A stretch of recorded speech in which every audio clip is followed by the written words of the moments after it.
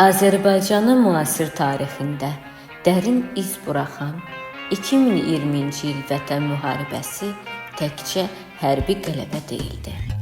Bu, xalqın birliyi, dövlətin iradəsi və əskərin əzmi ilə qazanılmış bir zəfər idi.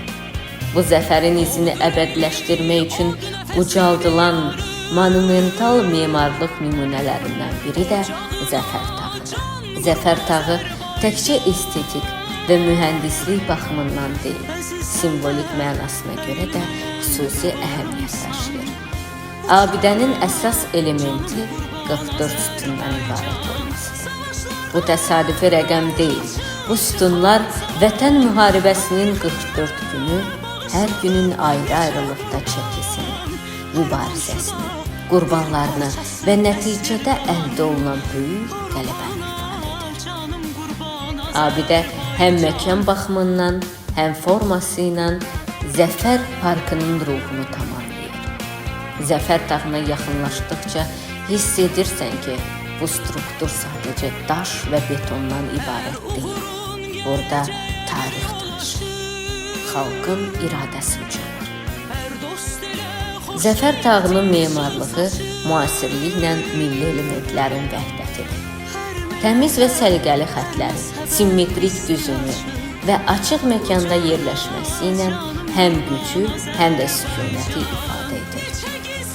Parkın tam qarşısında yerləşən və onu tamamlayan ən mühüm elementlərdən biri isə 8 noyabr, sonsuzluq abidəsidir.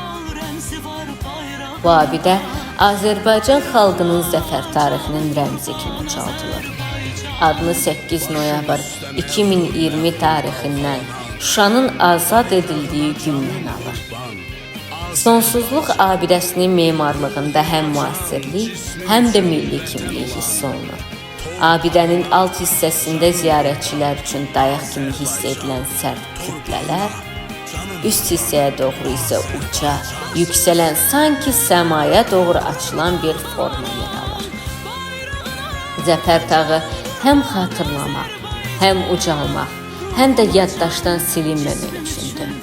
Bu abidə bizi keçmişlə üzləşdirir, gələcəyə ümidlə baxmağa ruhlandırır və hər dəfə bu sükutların arasında dayananda bir daha anlayırıq.